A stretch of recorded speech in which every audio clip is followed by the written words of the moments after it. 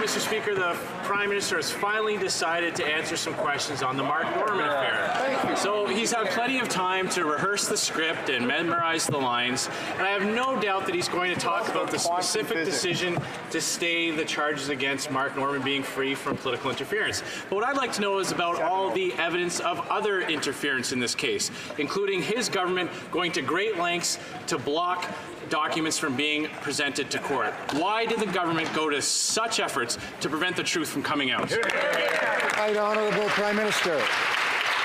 It's important to remember where this file started. On the eve of the 2015 election, Conservatives decided to rush through a $500 million sole-sourced project.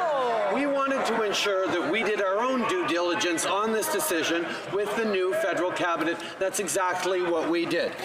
In regards to documents, the government met all of its obligations with respect to the third-party records applications.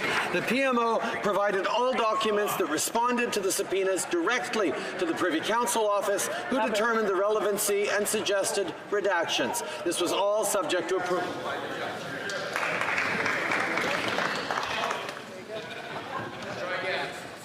Order. The Honourable Leader of the Opposition. Mr. Speaker, this government went to great lengths to block those documents from coming to court.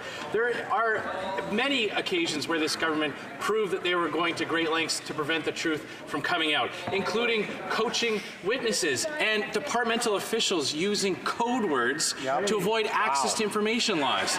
Does the Prime Minister believe that this is normal behavior for a government when a decorated Vice Admiral is fighting for his career, his reputation, and his personal freedom? You're right, Honourable Prime Minister. As everyone knows, the decision to suspend Vice Admiral Norman was taken independently by the Chief of Defence Staff. Any accusations otherwise are simply absurd. We fully respect the independence of the processes in place. But again, on the documents, Mr. Speaker, the government met all of its obligations with respect to third-party records applications. The PMO provided all documents that responded to the subpoenas directly to the Privy Council office, who determined relevancy and suggested redactions subject to approval by the judge.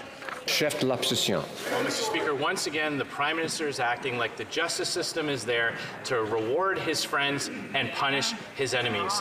They spent years trying to fight the release of those documents in court. There are serious allegations that need to be investigated about coaching witnesses, using code names to get around access to information laws. So will the Prime Minister allow the Defence Committee to investigate these serious allegations, or will he pull a page right out of the SNC Lavalin playbook and use his power to shut it down?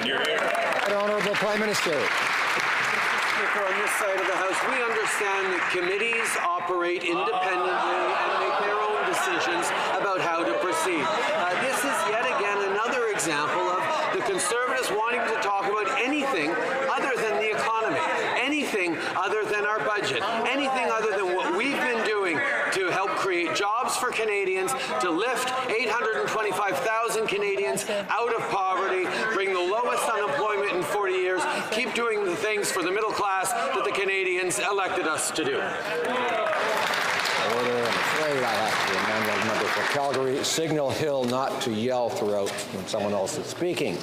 We speak one at a time, and now it's the Honourable Leader of the Opposition who has the turn. Mr. Speaker, this Prime Minister gave $10.5 million to Omar Khadr, a convicted terrorist, so that he wouldn't have to fight him in court. But when it comes to a decorated naval officer who has put his career making Canadians safe, this Prime Minister spared no expense fighting him in court.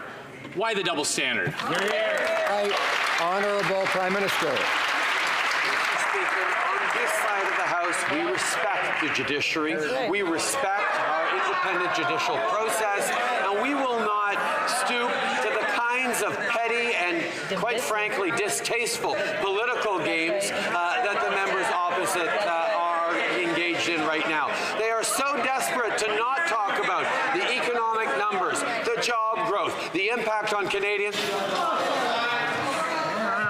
Order. No, it's not time. There's far too much noise. Members ought to have respect for the notion that one member at a time should be speaking, the member who has the floor. Member who is recognized. The Right Honourable Prime Minister has the floor. Mr. Speaker, once again, we see the Conservatives stuck not being able to do anything but sling mud because Canadians, 1 million of them, have new jobs because the Canadian economy is going well. We lowered unemployment to record levels. We're continuing to work